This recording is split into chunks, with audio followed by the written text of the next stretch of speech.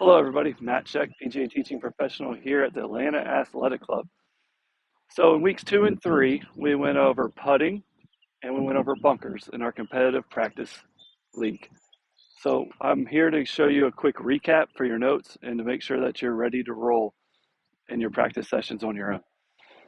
So, the core values in putting, we'll just go over it one by one. The first one and most important is speed control. So, if we are somebody that's going to go practice putting, if I was hitting a putt outside 5 feet, I normally would like my students to pick maybe an old hole or put down a shadow hole or put down a tee, not necessarily putting to an actual cup. Now, today we're going to putt to a cup so you can see, but the goal is to not worry about the hole and trying to make it. It's more about the dispersion of our four putts compared to the hole and make sure our speed is right.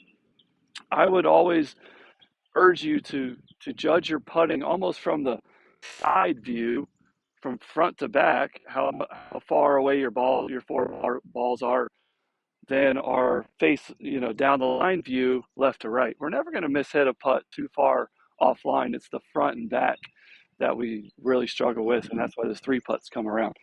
So with four balls, if you putted a putt of distance, 10 feet or more, we're going to hit all four putts, and we're going to see where the dispersion lies after the four putts. Now, in a perfect situation, all four of these balls would roll just past the hole inside of a 3 feet line. So, past the hole inside the 3 feet would be perfect. Now, you are allowed to have one putt short. Over time, if you leave one putt out of four short, that's better than one putt out of four being long. We're not always going to get them all right behind the hole. So, over time, it's okay to leave one short for this drill. So when we set up the putt, we're just going to make sure that we get going here and putt it down the line and make sure we get good speed on it.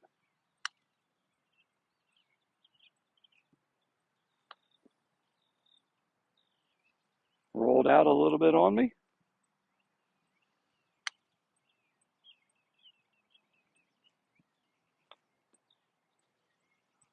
Take that.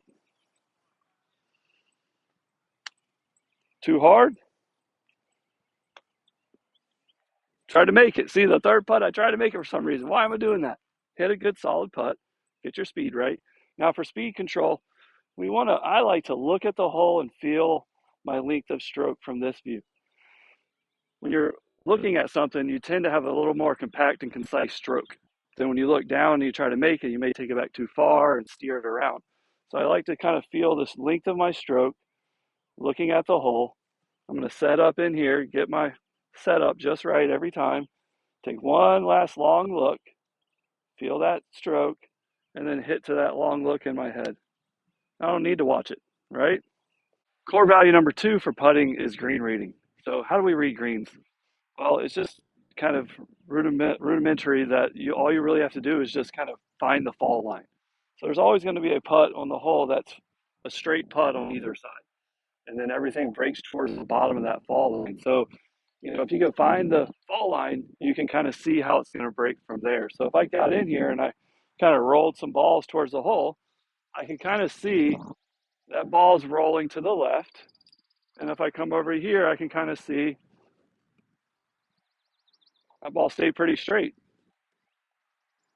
I want to veer it off a little bit to the right. So the fall line's somewhere in between those two. Now, if I look at the hole, I can kind of see with these Bermuda greens that it's somewhat beat up here on this line towards the camera here. Now, if that grass is kind of beat up around the edge of the cup, that tells me that's where the water's draining to. The grass is growing down that slope, down that fall line, and I can kind of use that as a determinant too here in Georgia with the Bermuda greens that the grain normally is going to go down the slope towards the fall line. So if I find the fall line and I assume that I'm right here, so a little uphill, it should be a fairly straight putt. Now I'm going to set up to this putt, and now we're going to talk about core value number 3, which is start line control, or starting your ball on line. So when you set up for this putt, I'm going to look behind, and I can see right about here is a straight line to the hole if I look from behind. Now I want to be able to set up in a pretty good place where that line looks fairly straight. So if you're somebody that has your eyes too far over the ball or too far inside the ball, you're not going to be able to match up these two lines and see a straight line. So learning how to stand the right distance away where you can see straight through the two lines is going to put you in the best position to start the ball straight. Now, when I get here, I want to go ahead and go from there. I'm going to put a ball about outside my toe of my putter, ball inside, and I'm going to learn how to hit these putts right through that gate. That's going to help core value number 4, which is putter control. So can you control your putter and make it through the gate and then start it online? That's going to help us on short putts. So if you're working on short putts, you're just working on putter control and start line control. So we have, the gate here to putt through, and we checked our start line at the start. Now, fundamentally, I prefer my players to fold their arms a little bit in front of them, drop their fingers down or deviate the wrist down, and then from the waist drop down, and we can hold the putter more in this fashion. If we keep the putter in this fashion, it's more of a rocking motion instead of, some people can't putt with straight arms, but to me that becomes more wrist hingy. And if we ever get a little bit wristy, the putter's going to work out. And if we can keep those hands down and rock, the putter's going to work more on an arc. Each putter arcs differently, if it's a face bounce putter or a toe hang putter, all these different things, but there has to be somewhat of an arc to your stroke. It's not necessarily straight back and straight through. If you are somebody that struggles, you're probably got straight arms and you're pulling it outside as you go back. So we go ahead and work on our start line here. And we go ahead and make sure we get the same distance for that and work on our putter control. Then we can go back and through and make this. Now let's get to the down and dirty, the bunkers. Let's talk about how to get out of these bunkers successfully. We have core values of everything. So our kind of keeping it simple here, our core values in the bunker are to put the golf ball in the front of the stance. Okay, we do want to hit behind the golf ball. So the easiest way I know how to do that is to put the ball in the front. So when you put the ball in the front of your stance, you can kind of draw a line here on the ball and kind of put that thing up towards your front heel. I do like to point my toe out, but it's not necessary. That helps me to turn through it better. So when we put it in the front of our stance, that's core value number 1. And we can move to core value number 2. Now, core value number 2 is going to be a kind of different backswing than most people do. Now, I like to do this, and hopefully you can do it as well, but I like to do an up and in backswing. What does that mean? Well, I want to feel like the club goes straight up, okay? It's okay to get a little wristy in the bunker. We don't want a whole lot of rotation and coming around on our feet and everything and swirling around.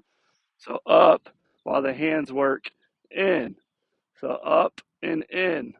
This is going to put me in a situation where I feel like the club stays in front of my chest and that I can actually circle it from the inside when I transfer to the front foot, or I stay on the front foot, but when I transfer to the downswing, it's going to put me in a situation where I'm not necessarily hitting so far out to in.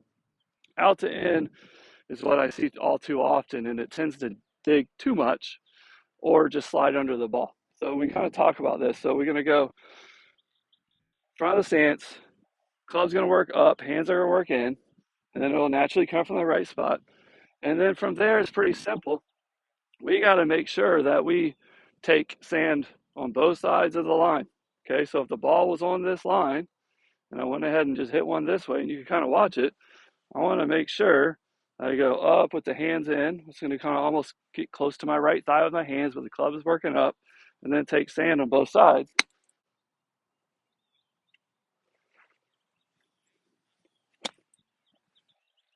You can see how that, our original line was right here, and then both sides of the line are gone. It's almost like a dollar-sized, big dollar divot on either side of the ball, covering up that line. That's pretty much the long and short of it here. Now, most amateurs don't need to open the face. If you put it in the front, it's going to open the face for you. If you open the face, it's harder to get under that ball. It's going to want to bounce off of it. So if it bounces off the sand, it's going to hit the ball and make it come out too fast. And if you do stay under it and you scoop it, it might just come under it. So, try both out. Try opening the face, see how you do. Try keep a square face, see how you do. But when we go to hit these shots, it's not all that hard. You just kind of got to get your mental psyche around hitting a couple of good shots where you check your divots. So front of the stance, up, the hands working in, and then kind of just come on back through on it. And I just look down and have a good divot on either side of the ball. Try not to overthink this too much. Now, what happens if we do something wrong? So, what if I took a face really open and I didn't have good impact and I scooped really bad, like most amateurs do, and I go something like that? Now, it did get out, but you know, that's never going to get out of really firm bunkers. If it's firm, it would bounce into it. If it was really soft, it might just slide under it. So we kind of want to just goof around with what works best for us. Again, front of the stance, kind of work the club head up, the hands kind of in, and then we can just kind of make sure we hit sand on either side of the ball. To me, that was the best sound, even though it's not the closest. I'm always kind of, when I'm practicing, I'm just looking for that sound, that thump, that good kind of sound where I don't hear the ball clicking, right? And I get the ball up in the air. Okay, so that's going to mean that I'm hitting it best. And if I hit some good shots, I'm going to hit more good shots. So if you hit some bad shots, don't get frustrated and get nervous. Put you a line down and just see if we can just go ahead and knock that line out of there. Okay, knock that line out of there. And as I'm watching, I'm getting the sand to come out of the bunker. So I have enough backswing to help me get the sand out of the bunker. I don't need to have a super short backswing and then really speed up. That's going to kind of pop me up. I want to be kind of long and smooth and kind of just get through that sand more from length of backswing than anything else. Okay, I can't leave you without a little extra credit. Homework assignment here. Can you grab it with your trail hand only? Get a good grip right there on top of the grip, not underneath, down lower where you normally hold it. And can we hold our lag like we about lesson number one, kind of, and get a couple chips to bump and run out of here? They all should come out the same height. Back of the stance, front load, hold my lag, crowd the ball, our core values, and boom. Boom. Now notice my finish here. Okay. I was able to kind of keep the club down and back instead of flipping it around and not being a good chipper. One more. Come on.